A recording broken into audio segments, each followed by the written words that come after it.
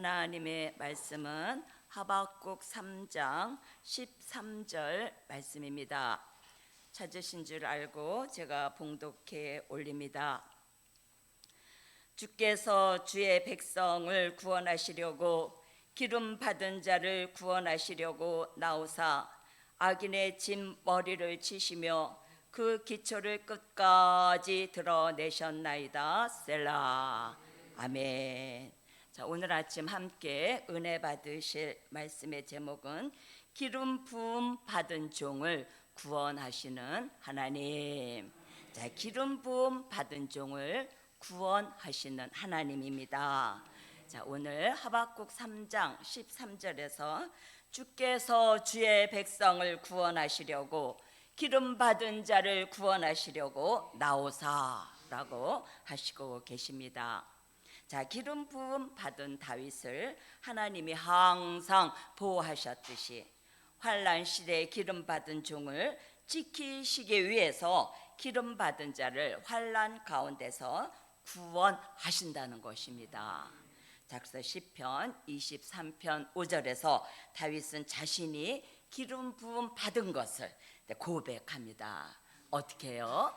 자, 주께서 내 원수의 목전에서 내게 상을 베푸시고 내게 기름으로 바르셨으니 내 잔이 넘치나이다 라고 고백합니다. 그러면서 내가 사망의 음침한 골짜기를 다닐지라도 해를 두려워하지 않을 것은 주께서 나와 함께 하심이라. 주의 지팡이와 막대기가 나를 안위하심이다 라고 다윗은 고백합니다. 우리 모두 다 함께 고백해 보실까요? 자, 주께서 내 원수의 목전에서 내게 상을 베푸시고 기름으로 머리에 바르셨으니 내 잔이 넘치나이다. 아멘. 자, 이렇게 다윗은 하나님의 보호 속에서 살고 있음을 자신 있게 표현한 것입니다.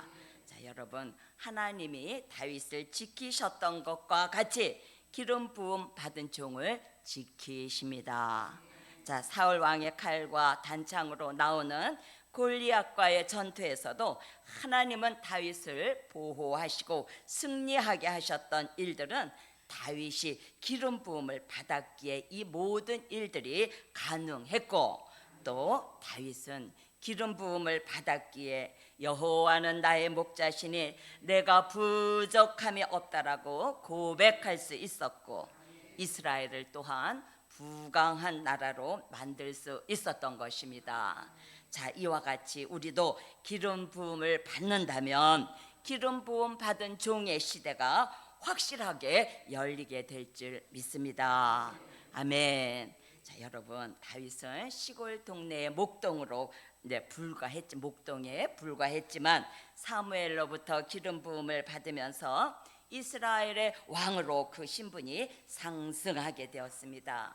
자, 여러분도 여러 차례 요 사이에 말씀 누누이 보셨듯이 요한일서 2장 20절과 27절을 보시면 거룩하신 자로부터 우리가 기름 부음을 받는다고 하고 있으니 그 기름 부음은요, 주님께서 부어 주시는 것입니다. 할렐루야. 자, 첫 번째입니다. 자, 첫 번째로는 공의가 시행되지 않아 탄식하는 종에게 기름을 부어 구원하신다. 자, 공의가 시행되지 않아서 탄식하는 종에게 기름을 부어 구원하십니다. 자, 하박국 선지자는요, 여호와여 내가 부르짖어도 주께서 듣지 아니하시니 어느 때까지니까? 내가 강포를 인하여 외쳐도 주께서 구원치 아니하시나이다. 어찌하여 나로 간악을 보게 하시며 패역을 목도하게 하시나이까?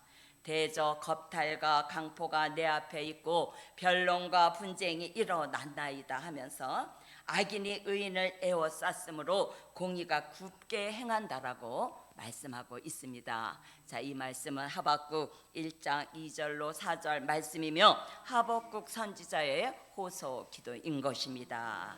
자, 여러분, 우리는 의인이 되지 못하더라도 악인이 되어서는 안 되겠습니다. 자, 우리 시대에 이와 같이 공의가 시행되지 못하는 것으로서 탄식하는 종에게 기름을 부으신다는 것입니다. 자, 공의란 고든 것으로서 말씀을 가리키는 것이며 말씀을 지켜 행하는 것이 공의를 행하는 것이고 정도를 행하는 것입니다. 자, 이사야 11장 4절로 5절에서는 공의로 빈핍한 자를 심판하신다라고 하셨고, 또 아모스 5장 15절에서는 성문에서 공의를 세우라고 하시고 계시고, 또 미가서 6장 7절로 8절에서는 하나님이 원하시는 것은 공의를 행하며 인자를 사랑하고 겸손히 행하는 것이라고 하였습니다. 그리고 스바냐 2장 3절에서는 공의와 겸손을 구하라고 하셨고, 또 데살로니가 전서 1장 5절에서 10절 말씀을 보시면 하나님의 공의는 환난 받게 한 자에게는 환난으로 갚으시고 환난 당한 자에게는 안식으로 갚으신다고 하셨습니다. 자, 그리고 요한계시록 19장 11절로 13절에서 공의로 심판하시며 공의가 시행되는 그리스도의 나라를 1000년 동안 이루시기 위해서 다시 오시는 것입니다.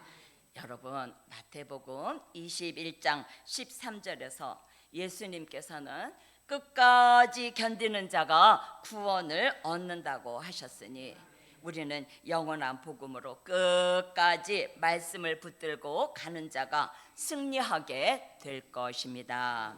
자, 우리는 여러 차례 살아가느라면 이런 일 저런 일을 만날 때가 있습니다.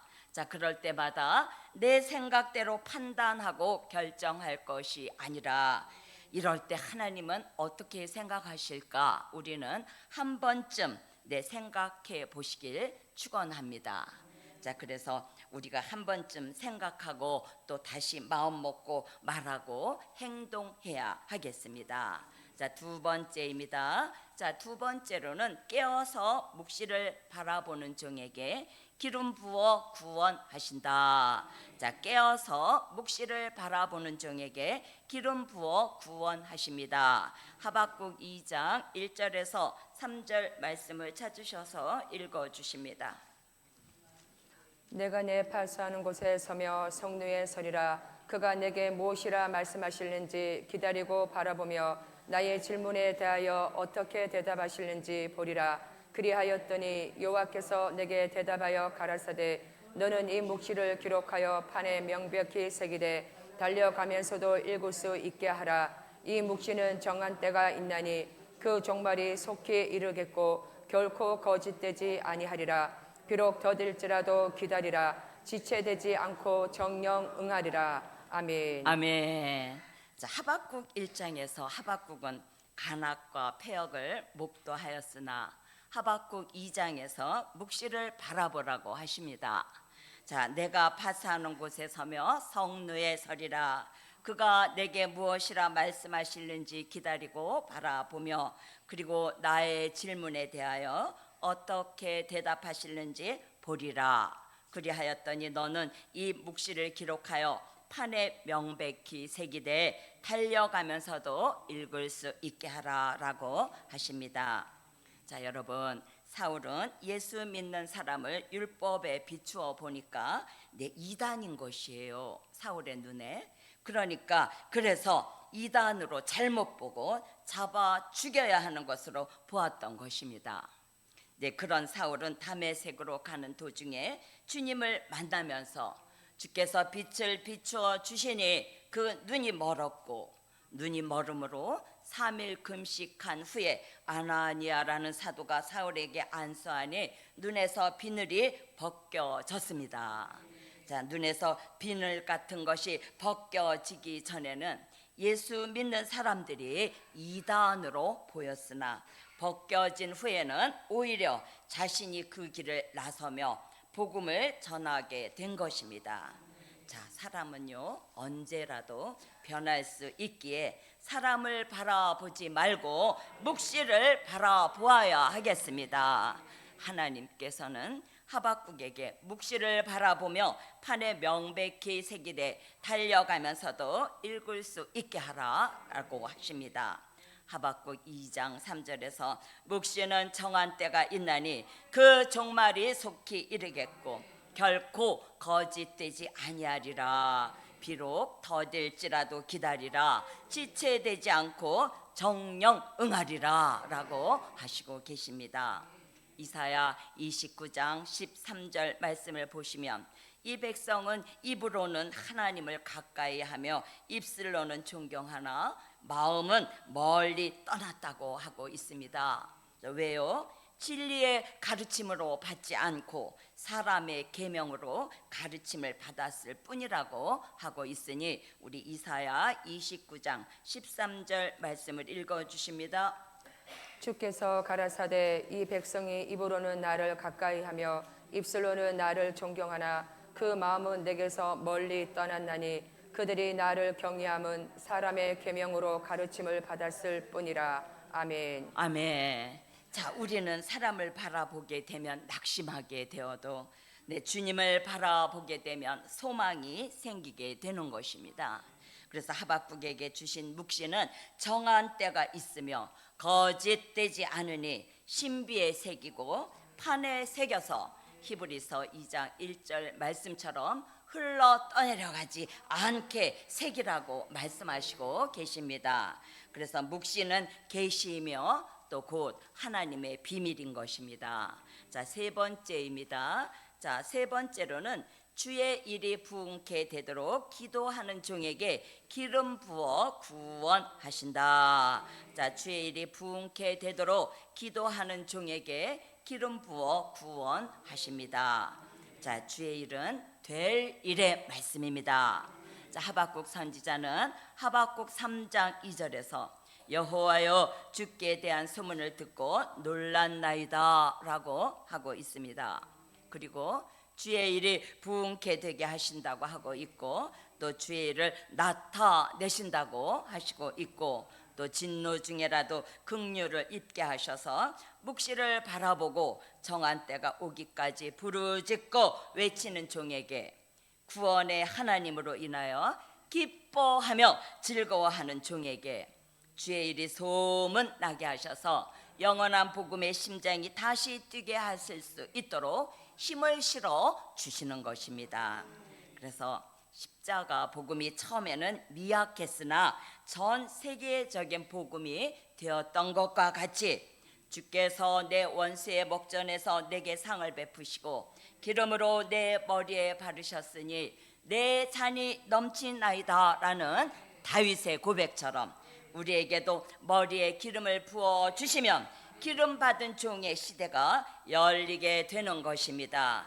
자, 네 번째입니다. 자, 네 번째로는 기름 부음 받은 종 영감과 통달하는 영을 주셔서 지도자로 쓰신다. 자, 네 번째로는 기름 부음 받은 종 영감과 통달하는 영을 주셔서 지도자로 쓰십니다.